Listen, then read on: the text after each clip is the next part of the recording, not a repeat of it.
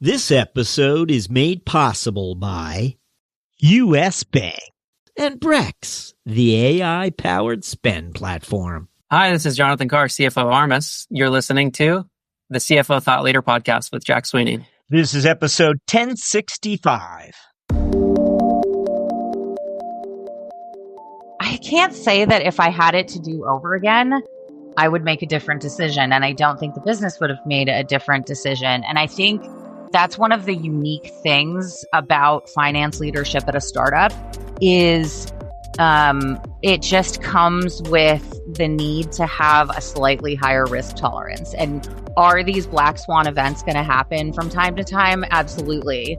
But the key is really maintaining a mindset of flexibility and adaptability and learning to deal with it as it comes versus trying to address every risk all at once, because there's just not time and resources to go after everything. Hi, it's Jack. On today's show, we speak to Stacy Tumarkin, CFO of Kubecost. Within the span of her career, Stacy Tumarkin tells us she unexpectedly found herself stepping into the CFO seat twice. The feat, she says, makes her more than qualified to don the title of Accidental CFO. She was only 26 when a mentor first summoned her into the C-suite. The second time, she was serving as the Entrepreneurial Chief of Staff of Kubecost, a developer that was acquired by IBM last fall. Still viewing herself as more of a people-first leader than a finance executive, Tumarkin's story reveals how entrepreneurial leadership priorities can reshape the CFO role, and how imposter syndrome can be an unlikely catalyst for growth. Our talk with Stacy Tumarkin begins after this. Are you tired of manual, fragmented, and time-consuming expense management processes? Then the U.S. Bank Commercial Rewards Card might be right for your business. More than just a card, it's an all-in-one card, expense, and travel management solution that replaces outdated expense management methods with a single intuitive platform. Specifically designed to scale with your growing business, it provides the control and real-time insights into spend that you need. It integrates with your existing tools, lets you set custom spend policies, captures all expenses automatically, and liability is kept at the corporate level. Employees can even book travel right in the platform. You also get to choose your rewards, either points or rebates, all while saving money with no annual fee. So why wait? Manage your cash flow better and streamline your business operations today with the U.S. Bank Commercial Rewards Card. Visit usbank.com/CFO to learn more. Hello, we're speaking with Stacy Tumarkin, CFO of Kubecost. Hey, Stacy, welcome. Hi, Jack. Thanks so much for having me. So, Stacy, as always, we're going to ask you to look back, and we're interested in those experiences you feel along the way that prepared you to step into a CFO role. What would those be for you? Yeah, so I think my CFO journey has been, like everyone else's, a pretty unique one. I sort of consider myself an accidental CFO twice over.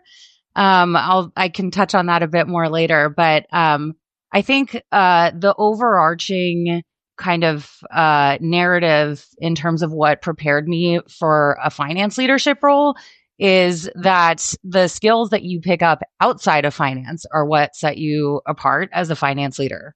I think a lot of people make the mistake of leading from the finance perspective. And what I've learned and seen is that kind of being a human leader first and a finance person second is what really changes the game. So I think being a generalist has always really appealed to me. So from an early career, I've been involved in a lot of startups, small and medium businesses, nonprofits, just kind of across a variety of industries. And the way that I learn best is by connecting the different ideas that I pick up from all of these various disciplines. So I can kind of point to a couple of different examples. I think one of the things that really helped prepare me was getting used to seeing increased ownership and expanded responsibility sets and stuff I was going to be responsible for before I was ready for it. So even in my first job out of college, I was an accountant at an internet marketing startup, and my boss suddenly quit. And this was maybe 3 months into the job, my first job. And so all of the accounting responsibilities fell to me. And what I learned from that is you just kind of pick up the skills that you need and you learn what you have to learn due to the absolute necessity of being the only one for the job and being tasked with it. Then again, this came up when I was in my first time as a CFO role. So I was 26. I felt completely unqualified. And you just kind of make friends with imposter syndrome and bring it along for the ride, because I don't think that it ever really goes away. So that instead of seeing it as a negative influence, you treat the questions that the imposter syndrome voice is raising in your head more as learning opportunities and identifying areas where you could learn and develop some new skills, rather than seeing it as like this negative voice of you can't do it. Now, was that you said that at 26 you stepped into a CFO role? Is that right? Yes. And what were can you share with us some of the circumstances there? Again, you said it was kind of accidental. And I imagine this was still a rather small company. Is that right? Yeah. So, it was actually, that story begins, before I went to business school. I had this strong generalist mentor at a hedge fund, and he was always pushing me out of my comfort zone, teaching me to thrive in the uncomfortable kind of, stretch areas of my expertise. And, I kind of fell in love with, people and operations and HR, more the non-financial side of the back office. So I wanted to pursue that versus focusing on finance when I went to business school. So I thought that I was going to business school to pursue a career change to high tech, and I had my sights on going into people ops. So I was all set to start work at Google, and then, and I'm not making this up, literally on graduation day. So I'm standing there in line to get my diploma. I get a phone call from my former CEO at the hedge fund. And he said, "Our CFO is leaving. Would you be interested in coming back to join us as CFO?" So I was kind of at this crossroads, and ultimately kind of took the path of greater ownership, which is another common theme for me. I think, even if it's not necessarily aligned with my career goals, I've tended to go the path that'll give me the broadest visibility, the most exposure to new disciplines, and access to, new teams and new parts of the business. Again, you weren't done with people and operations, and I think, and correct me, you come through the people and operations door eventually at Kubecost, and that, which I think is interesting, because there's so many finance leaders or finance people on the way up who have sought to get involved in people and operations. But you're someone who I think eventually comes from people and operations into the finance function. So after the CFO job at the hedge fund, I left for 2 years to take on a residency program at a yoga ashram, which was a learning experience in its own right. Just kind of learning to adapt leadership style to being in a nonprofit environment and really occupying that servant leader mindset, leading through influence, finding non-financial ways to motivate people because nonprofits don't tend to have a lot of budget to work with. But coming out of that, I was even more kind of focused on my career goal at the time of being in people operations and really helping to lead that function. I'm super passionate about building effective teams, finding the right culture for a company, and really getting it on the ground floor to both reflect back and help shape the future of the culture of a company. And so the second time that I had the opportunity to be a CFO, it was another time when I was kind of tapped on the shoulder to do it versus seeking it out myself. So the CEO at Kubecost asked me to step into the CFO role, heading into a pretty significant strategy shift in the company. We were starting to scale, we were starting to mature the business. And his view was that what we really needed versus an operations leader was someone in that strategic finance seat. And so I almost didn't take that job. It really threw me for a loop because it felt misaligned with my career goals. And in the end, I kind of realized that this was my opportunity to have and continue to have that strategic seat at the table for the next phase of growth. So even though the title wasn't necessarily what I was expecting or looking for, it almost kind of is secondary to being in the front row for what's to come in terms of the business. I imagine they were looking, there was a possibility of bringing in a candidate from the outside, but here's Stacy, who's been running our people operations for the last, 2 years, has a deep understanding of, our costs and all of what's associated. And yet she seems to think strategically about finance in terms of our next chapter.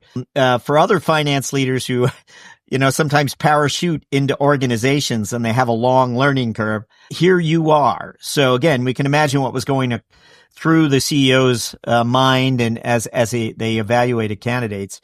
How am I doing? Am I close? Do you think that's, sort of your realm? And again, you had these other bona fides on your resume, having been a CFO. And not only my resume, but I was actually doing that work already. So when I joined Kubecost, I was the catch-all for everything that wasn't engineering and sales, right? So early stage startups are that. You join and you're a generalist, and you're tapped to do everything inside and outside your areas of knowledge. And so when I first joined, my title was chief of staff, which was just a big bucket that captured everything that I was doing. My first responsibility was setting up our support process. I'd never done that before for a company. I was doing customer onboarding calls for highly technical audiences my second week of work.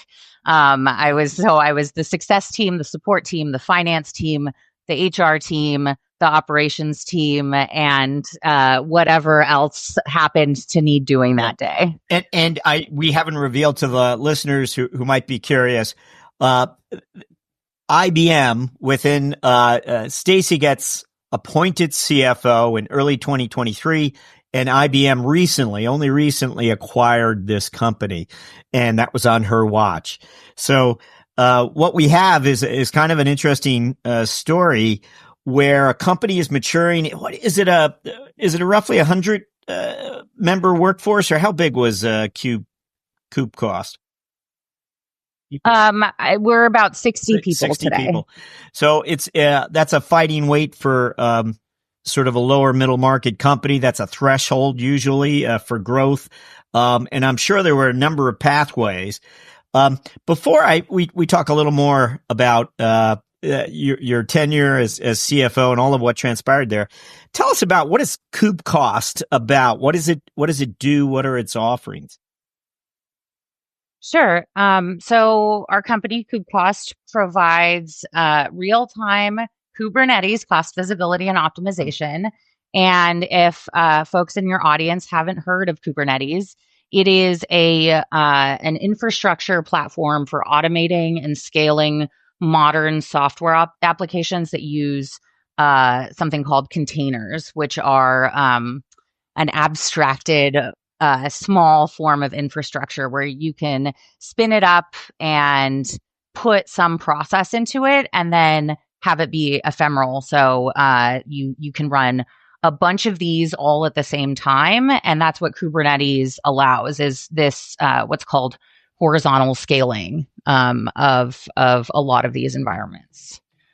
So the cost of using Kubernetes can often be a black box to those that are using it. And that results in huge monthly charges quickly if it's not managed properly. So everyone's moving to cloud-based infrastructure, and it's really easy to just press that button and spin up an environment without any regard to what the cost of that is going to be. So what Kubecost does is it empowers the teams that are using Kubernetes to better understand and reduce their cloud costs and then operate more efficiently as a result. And what's different about us versus other companies and products in the space is that we've really started and remained laser focused on solving Kubernetes pains and challenges since inception. And our primary hands-on user has always been kind of the software developer, not necessarily the finance person, but I can speak to that interplay in a minute. Yeah. So it becomes clear now I get Kubecost and what have you. Was it going to become multiple products where, what was the path forward as you joined this company? And again, you've been there a number of years, nearly 4 years now.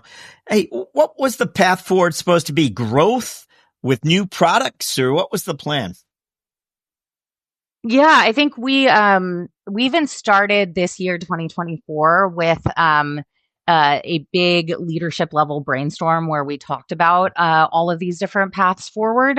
And we came up with a huge long list, and all of these were worth pursuing. So one path forward was exactly as you said, kind of it's starting to introduce different products that targeted different users experiencing different types of issues. So not necessarily only Kubernetes. Maybe we expand out to overall cloud cost monitoring. Maybe we hone in on some different aspects of the infrastructure stack. So security, things like that.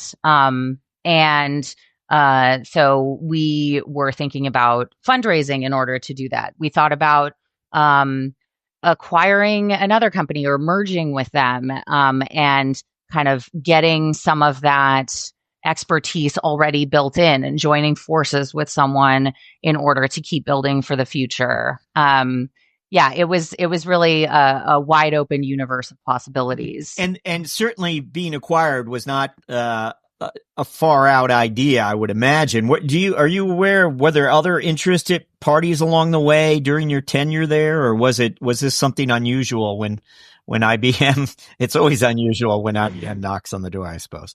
It's certainly very impressive and flattering. We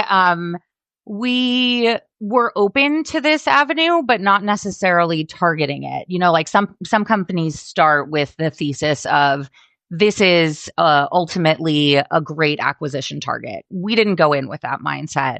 And so although it was certainly on the table and we were talking to a lot of parties, it wasn't necessarily like, okay, this is what we're going after and we're going to be super focused on getting there. You were a CFO, as we said, in early 2023. Did this all happen during the 2024 timeframe, or did it happen even earlier? This all happened in 2024. As a finance leader in 2023, we were a little bit busy dealing with the fallout from the SVB meltdown. We happened to be fully concentrated in SVB at the time. And so that was another interesting journey that we had to take, and another challenge to survive and get through. What could you share some of your takeaways from that experience? I mean, diversification. So Diversification is, hindsight is 2020, right? Or 2023 in this case. I think it's an interesting question because on the one hand, we actually started that year with myself and my finance director asking the question of, should we diversify our banking relationships? Is this a place of outsized risk? And we talked about it. We discussed it with the CEO, and we were all kind of like, we'll eat the risk. It'll be okay. We'll figure it out. And let's table this discussion and then raise it again in 6 months. Of course, 3 months later, SVB melts down and we have to scramble along with all the other companies. I don't think that we ever saw that we were truly like at risk of losing the business. It was more just the challenge of finding sources of short-term funding in case those our main funding was frozen for an extended period of time. Like we needed to make payroll. I can't say that if I had it to do over again, I would make a different decision. And I don't think the business would have made a different decision. And I think that's one of the unique things about finance leadership at a startup is it just comes with the need to have a slightly higher risk tolerance. And are these black swan events going to happen from time to time? Absolutely. But the key is really maintaining a mindset of flexibility and adaptability and learning to deal with it as it comes versus trying to address every risk all at once, because there's just not time and resources to go after everything. Now, did you folks outsource portions of, like, for instance, accounting? Yeah. So when I joined, I was a team of 0.2 in finance, and thankfully, our CEO has a deep background in finance as well. So I didn't come in to absolutely nothing. We had QuickBooks and we had an outsourced bookkeeping firm. And so that was kind of just enough to get me started and building out the rest of it. So we're always interested in how a finance leader looks at the world. Particularly, we wonder what their metrics or their top of mind metrics are. What would you share with us? Yeah, so this topic is actually pretty meta for us. The companies and the customers that we're speaking to every day are seeking to get our help with actually addressing some of the business dynamics, some of the metrics that they need to measure. And so we've been working to expose the value and ROI of cloud spending, and specifically the cloud costs that have been difficult or impossible for teams to measure and monitor themselves. And with Kubernetes, there's historically been a disconnect between the engineering teams that are doing the building and the operating of the software and spending large amounts of money in the process. And then the finance teams that are scrambling to decipher those costs and align the spending with business value and outcomes. And we made this strategic decision early on, and I don't say this to insult the largely financial audience of this podcast, to focus on the engineers first, because ultimately cultural change is what you're really trying to drive here. So our thesis from the beginning has been that if you empower the people doing the work and causing the spend with great data about the size of the spend and where it's going, the conversation becomes less about, finance told me to do this, and more of a collaborative effort to drive real efficiency and optimization as one team with one set of shared goals. I wanted to segue back to the founders and get a better understanding. Were they the developers? I mean, the software engineer types who actually had a hand in initially developing the product? Initially, yes. Although they will be the first to say they were delighted to let that go and be re-engineered by our founding engineers that joined soon after. But yes, both of our founders are deeply technical people. They actually met while working at Google at the infancy, the foundation of Kubernetes. So Kubernetes is an open source technology that was developed originally at Google. And so they were kind of seeing it start to grow from its infancy and starting to identify those challenges that teams were going to be running into in adopting and implementing it. So where and when did your world intersect with the founders, really? Yeah. So the founder and CEO, the co-founder and CEO, Webb Brown, he and I were business school colleagues. And not only that, but we were oftentimes partnered in entrepreneurship classes, one of which had a kind of a simulation aspect. So all quarter, we were in a group building a fake startup, rolling with fake startup punches that came up. And after that experience, we kind of looked at each other and said, there's something here. We should do this in real life. And it took 10 years, but the stars finally aligned and we were able to do that with Kubecost. I think he's coming to you because you're a people operations person and they're looking for a senior hire to help them manage what's most important at that place in time, hiring, bringing these people in. I wish that were the case. I think it was more, he knew that I was a startup operations person and could kind of build things from the ground level up. And so when I came in on my first day, he was like, we need someone to manage customer relationships. And I said, I've never done that before. Not only that, but all of your users are way more technical than I'll ever be. I don't understand any of this stuff and it's all Greek to me. And he was like, great. Your first onboarding call is in a week and you'll be fine. Here's 5 talking points, build a slide deck. It's going to be great.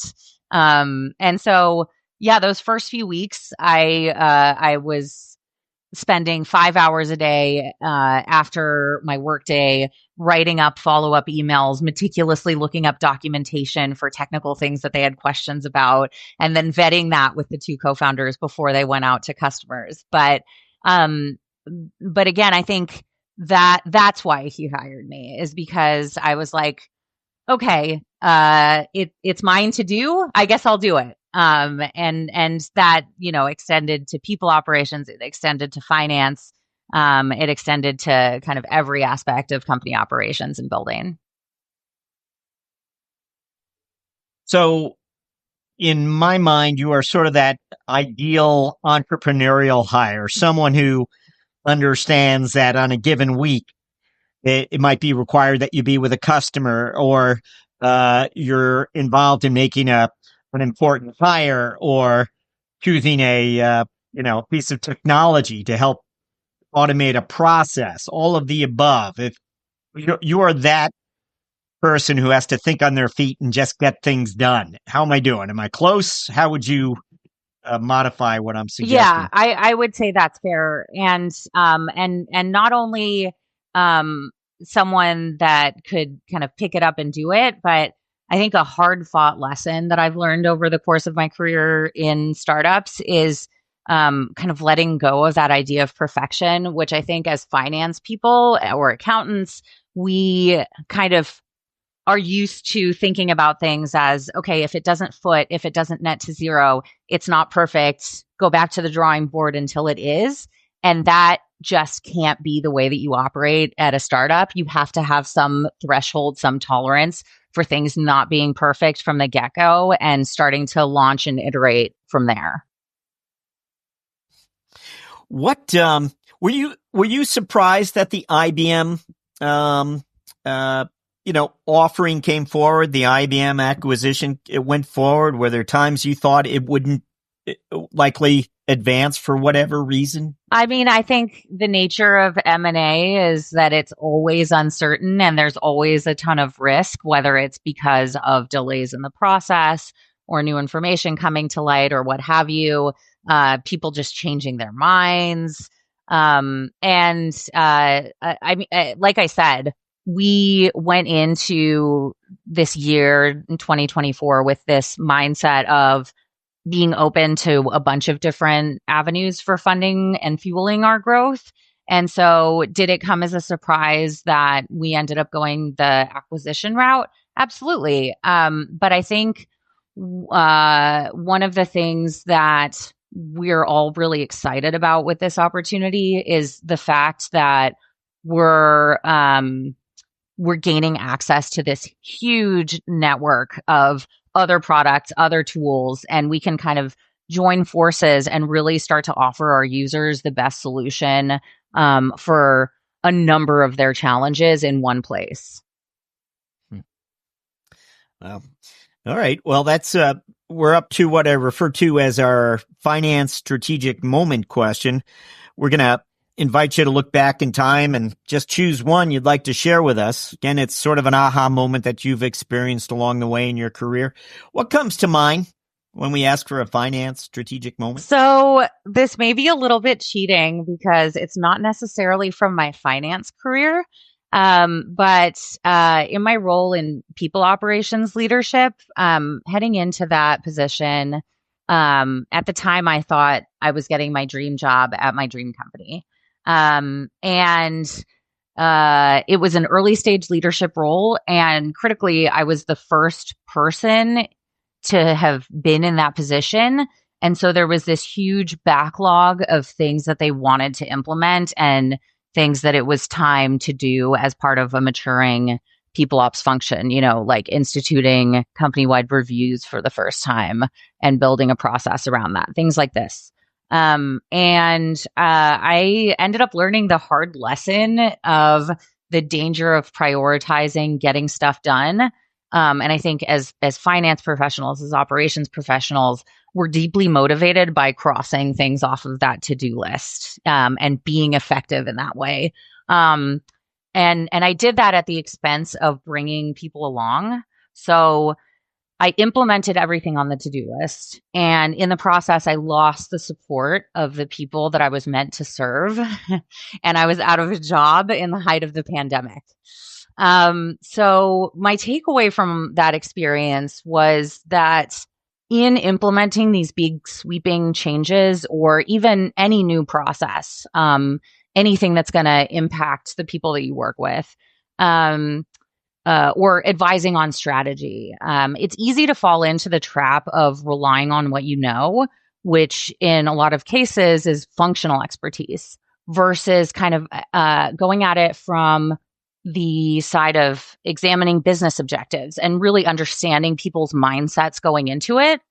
And what I do now and what I advise other leaders to do is really to spend a ton of time at the outset on seemingly completely orthogonal activities like relationship building and gaining mutual trust and respect and asking a lot of questions and really learning what other teams do and where their challenges and pain points are and helping them solve those first. I can speak to an example of how effective this is. So when I implemented a formal budgeting process at Kubecost for the first time with a group of leaders that previously were used to spending what they needed, in that 2021 like well-funded environment, that's kind of where people were at. So we're getting ready to do formal budgeting, approvals, headcount planning, et cetera. And I go in steeling myself for a fight because it usually is a fight, right? You tell people no, you play bad cop, and that sucks for everyone involved. But I was shocked at how receptive, collaborative, and understanding everyone was. And I think even though I had kind of gone in with this as a thesis, I was surprised at how effective it was. Like, it turns out if you understand where people's challenges are, if you understand what you're trying to do and what the underlying strategy is, and you really take the time to explain that to people, they're really receptive to those changes. They're really receptive to these new processes.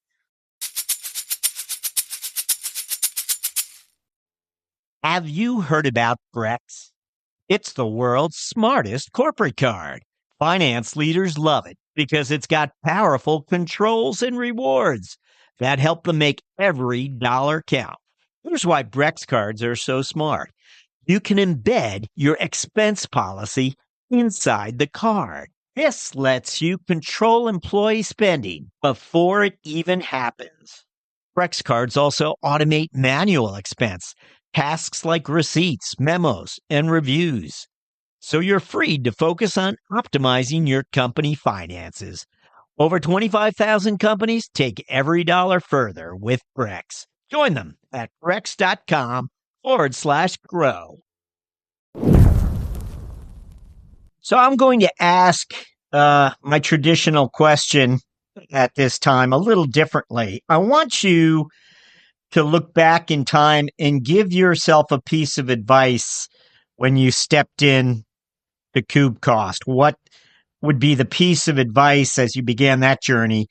What is the piece of advice you would have given yourself? Yeah, I think it kind of goes back to this idea of you are a leader first and a finance person second. And so if you get curious about what the overarching business strategy is, the why behind whatever it is that you're trying to do, then it'll make you much more effective as a finance leader, because those finance skills, they're incredibly valuable, but a lot of people have finance skills. What's really going to help as a finance leader is drawing on those skills to complement the things that you're trying to get done and meeting business goals and objectives, versus thinking about it from the mindset and the standpoint of, well, here's what you're supposed to do as a finance leader. Here's what you're supposed to have at this stage of your company. And so let me just quickly get these processes in place, get this policy in place, instead of really thinking critically about what do we need today and how can I be most helpful given my finance skill sets and the analysis that I can bring to the table. Nice. Thank you for that. Stacy, we'd like to ask our guests to reflect a little on the personal side for us. Is there something your colleagues might not know about you, something, an interest you have, something you pursued earlier in your career? I don't know. Anything? Well, I tend to be an oversharer, so I'm pretty sure my colleagues know way too much about me.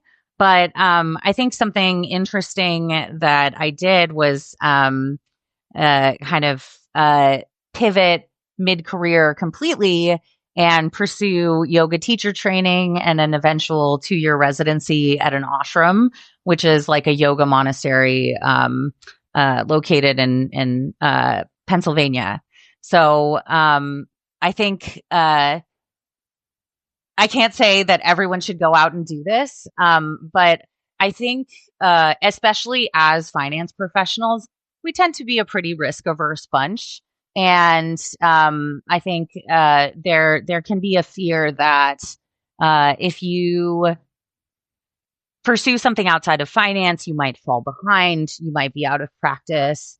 And instead, I just kind of learned that nothing is really separate from everything else. So when you have a challenge in front of you to solve, you get to draw from all of your experiences to find the right path forward. So whether it's thinking about something you learned in a technical accounting class in undergrad, or thinking about, the patience and adaptability that you learned in the yoga studio, it's all there for you. And the more that I kind of view all of these different disciplines as interconnected, I think the more effective I can be as a leader. You used a phrase I hadn't heard before. I don't know too much about the yoga world, but yoga monastery is a yoga monastery. Are they responsible for a certain yoga approach or discipline or practices, or how are they organized, or am I reading too much into that word? No. So this one is, I think, yoga retreat centers in the U.S. vary in terms of how focused they are in their approach. But the Himalayan Institute is where I was, and it actually is part of a thousands of years old lineage that comes from India. So Swami Rama, the founder, moved over from India in, I think, the 60s and founded it in Pennsylvania in, I want to say, 1971. And really brought a lot of this yoga philosophy to the U.S. for the first time. Were you, do you look back on that chapter and see it as a moment of whimsy for you, or something more, a chapter you'll always appreciate having? I appreciate every chapter in my life, even if looking back, I'm like, whose life was that? Because I feel like I've had so many different experiences in my life, each of which is both discrete and informs who I am today. So definitely not a moment of whimsy, definitely a really meaningful experience. And something that is key to who I am today and the kind of leader that I am. Interesting. It might be a good time to ask you for a book selection. Don't know if there's something that's influenced your thinking over time, or something you escape with. Doesn't have to be a business book. It is so hard for me to pick one. And again, I like to go pretty cross-functional, cross-disciplinary with my reading selection. Can I give you 3? Sure. So, my sort of communication Bible is a book called Radical Candor by Kim Scott. I think that it's informed not only how I give feedback to my team, which is ostensibly what it's about, but the kind of manager that I am, and also the kind of person I am in relationships. So whether that's my friendships or how I talk to my partner, things like that, it's just made me a more empathetic communicator, and that is invaluable. The second book is called The Responsibility Process. I was fortunate enough to attend a training that was actually led by the author, and it changed my life. And what it does is it puts a framework around the process that we all kind of go through when we're facing a challenge, starting with there is no challenge, going up to, oh my gosh, it's someone else's fault, or oh no, it's all my fault. And all of these approaches leave you stuck. Whereas if you get to a point of responsibility, then all of a sudden you can actually take control over your circumstances and respond in an appropriate way. And then the third book is a book called Conscious Business, which is unique in the way that it actually seems to bring together some of these Eastern philosophies and spiritual frameworks, and overlay that over a deeply economic and incentives-based approach. So if I had a book that summed up my identity, it would be that. Yeah, wonderful. Thank you. A great selection for us. We are up to our final question, and this is where we ask you to look forward. We're wondering what your priorities are as a finance leader going forward. What would those be 12 months into the future, let's say? Well, my priority over the next 6 months is successfully integrating our company and our team into IBM. It's well underway. It's really amazing. They've welcomed us with open arms. I'm really excited for the opportunities that are sure to come up on the horizon, but I'm leaving space for that to bubble up as it comes. Stacy Tumarkin, thank you for joining us on CFO Thought Leader. Thank you so much.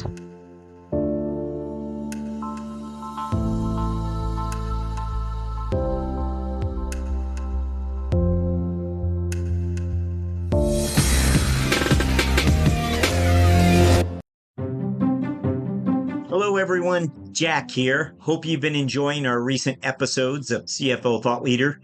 Please know that I don't take for granted this opportunity to serve you.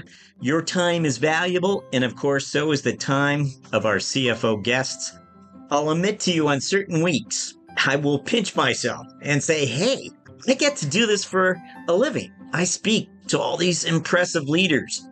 Undoubtedly, there are more aggressive interviewers out there, some who leave no stone unturned. But our swim lane is for finance leaders only. And those finance leaders have a unique style of leadership, one that is rooted in the burden of trust. In light of this, finance leaders must take great care not to forfeit this trust as they step into the role of being a more expressive leader. And that is what CFO Thought Leader is really about. That's why I try to remind myself week in, week out, how fortunate I am. Still, I need your help. Tell us what we're doing right. Tell us what we're doing wrong. Email me your comments at jack@cfothoughtleader.com.